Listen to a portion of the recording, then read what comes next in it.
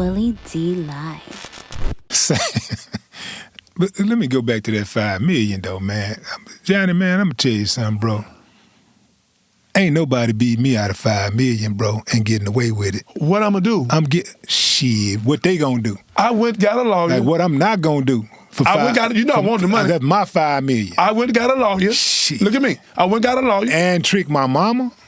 I call my mom on this phone and on speaker and put her right here. Mama, what did you do? She said Ken Schaefer came by the house, baby, and I didn't want you to get in no trouble. I Call your mama right now. Thank you. Yeah.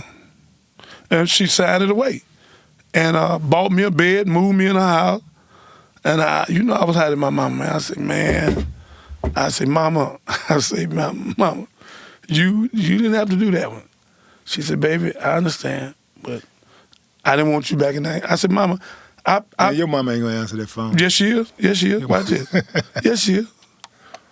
Yes, she is. My mama gonna answer my phone.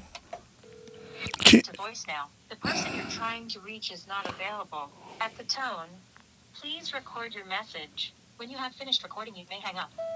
Mama, I'm on Willie D's show. I want you to call me immediately.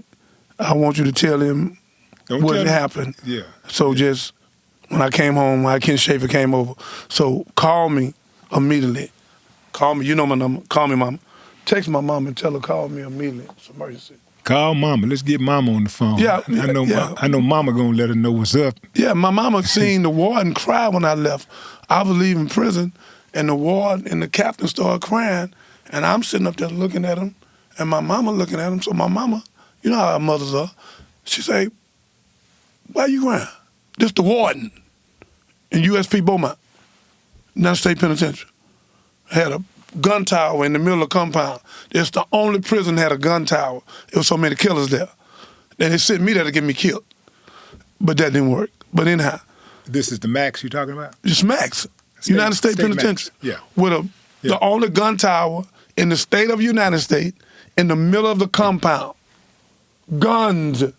You can't bring guns in, so every time they bring the guns in, they have to shut down the whole compound and put everybody up because they moving guns and bullets. All the guns and bullets be on north, south, east, and west on the outside, and they up there looking down. They'll fire a shot, one shot. If a ride, everybody hit the ground. Whoever don't hit the ground after that one shot fired, they have a right to kill you, and they let you know that. They say if it's a ride, anything, we're gonna give you one warning. Boom. And you don't go down, you stay up fighting or you stay up looking, even if you're just looking, they have a right to shoot you. So the warden cried, and you told mama, it's an emergency? Okay. So the warden told my mama, say, I'm crying because your son stopped the killing. It was a killing every other day for 6 years. When your son came here, we let him on the compound. It was a vote to put him on the compound. And I didn't even know it till then.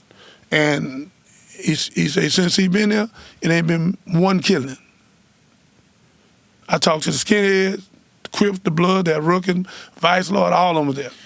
So in order for you to have that type of juice in prison, you got to go to each sanctioning body and say, yo. They gave me a band. They gave me a band. Go to each one of them. What do you go to each one? They gave me a band. They gave me a band where I can go. I was the only one who could go to all the units. Okay, right. So you did that. At least you know that, yeah. Yeah.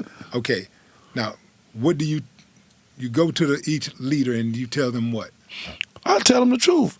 I said, brother, I say, you supposed to kill the brother over here tomorrow in the red, right? Yeah. And you the blue, right? Yeah. I said, you know the red coats and blue coats, we were fighting north and south. Now we fighting over colors. Now, if you kill your brother, how much time you got? 70 years. So you gonna just stack it up. What did he do that bad to make you want to kill him? Man, he came to my store, man, and he owed me about $18. I said, okay. I said, I got a store. I got 2 stores. I'm gonna pay the $18 off. Okay? I say, we got to stop killing, brother. I say, just the puppeteer and the puppet. The puppeteer controlling you, brother. You're a robot. the white man, the government is controlling you to kill your brother. I said, that's why they don't search every day and don't go all through these rooms to stop y'all from making all these knives. They allow y'all to make these knives, and the police bring the drugs in. You do know that, right? Because you know the drugs ain't in there. In the visiting room, they can't get them in there no more because they make you bend over and spread your cheeks, and that's where they come from Bastrop, right outside Austin. That's where they come from. Bend over, let me look in you. That's where they come from. Because dudes used to hide drugs, and they, you don't know what. But now the dudes that take the drugs through the mouth, they taking a chance to die. Because if that stuff explode them in their stomach, they could die. They try to waste it out. They taking a big chance. But again, police officers bring more drugs in the prison than anybody on planet Earth. They make millions of dollars. They don't give a damn. The $60,000, $70,000 they're making, they can make that in a month. They gonna bring the drugs in. So that's where all this come from.